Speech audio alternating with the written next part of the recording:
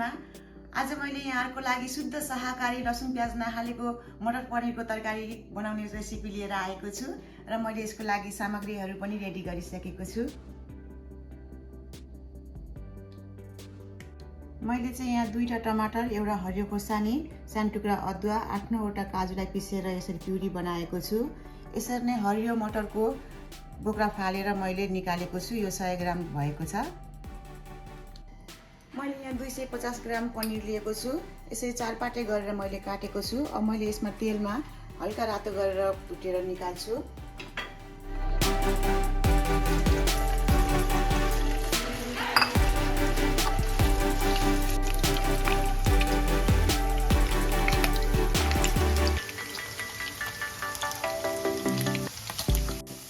यसलाई यतिको रातो भएपछि अब निकाल्ने।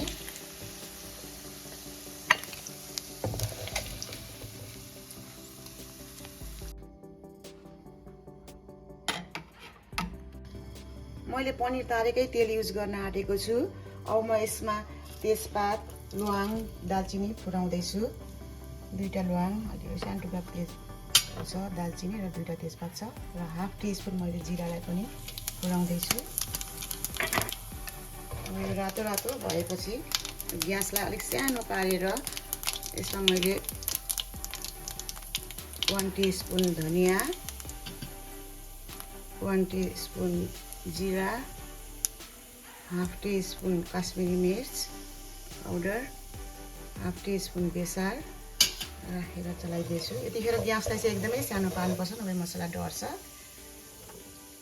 त्यसपछि अहिले मैले प्युरी गरेर राखेको टमाटरलाई पनि मैले राख्दै छु। अब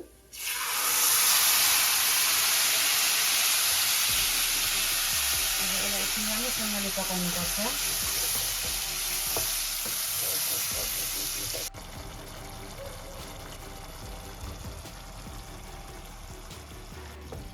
यो मसला राम्रोसँगले भुटेर आयो।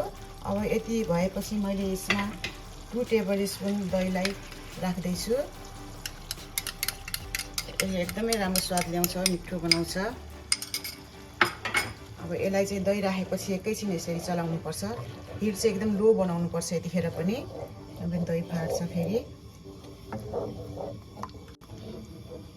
अब दही राखेपछि मैले एकैछिनमा यसरी मटर कोसालाई पनि राख्दै छु। अब यसलाई एकैछिन छोपेर पकाउँछु मैले।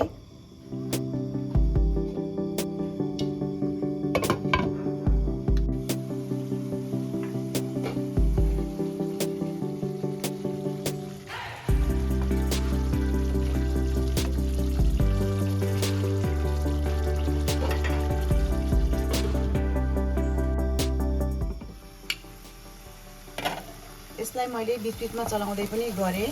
अब यो मटर पनि पाकेर आयो, एकदम यसको तेलहरू पनि छोडेर आयो, राम्रोसँगले पाकेको छ। अब यसमा मैले 1 टीस्पुन नुन हाल्दैछु। नुन चाहिँ मैले एकैचोटि धेरै राख्दिनँ, पछि लागेन भने बरु पछि राख्दाखेरि हुन्छ। मैले एकैछिन चलाइदिन्छु। अनि अब यसमा मैले चाहिँ हाफ टीस्पुन मरिच, हाफ टीस्पुन हरियो सुकुमेललाई पिसेर राखेको छु र अलिकति जायफलको धुलो राखेको छु। एकदमै मिठो बास्ना पनि आउँदैछ, मिठो पनि भयो होला अवश्य पनि। अब मैले यसमा अलिकति पानी राख्दैछु। पानी चाहिँ मैले तातो पानी राखेको छु। अब यो एकैछिन उम्लिन दिने यसलाई।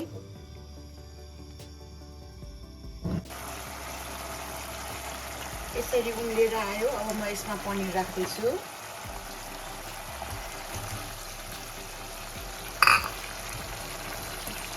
पनिर राखेपछि एकैछिन उमाल्नुपर्छ यसरी नै।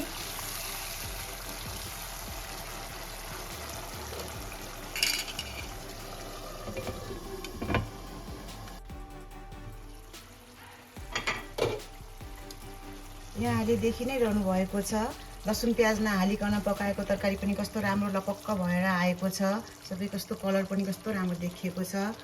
यसरी यसलाई यस्तो गर्नको लागि चाहिँ सबै मरमसलाहरूलाई अघि जस्तो मैले पिसेर हाले यस्तै गरेर पिसेर राख्नुपर्छ, अनि यस्तो राम्रो भएर आउँछ। अब यसमा मैले अलिकति हरियो धनिया राख्दैछु। यो रेडी भयो।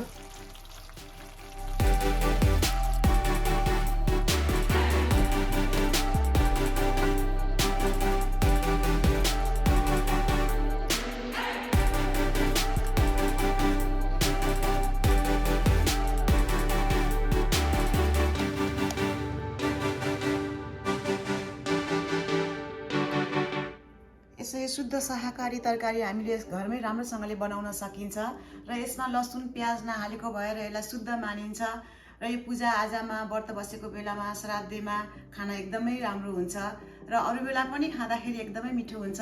यसरी नै यहाँले पनि बनाएर ट्राई गर्नुहोला र यदि मेरो च्यानललाई सब्स्क्राइब गर्नुभएको छैन भने प्लिज रातो बटनलाई दबाएर सब्स्क्राइब गरिदिनु होला। Thank you.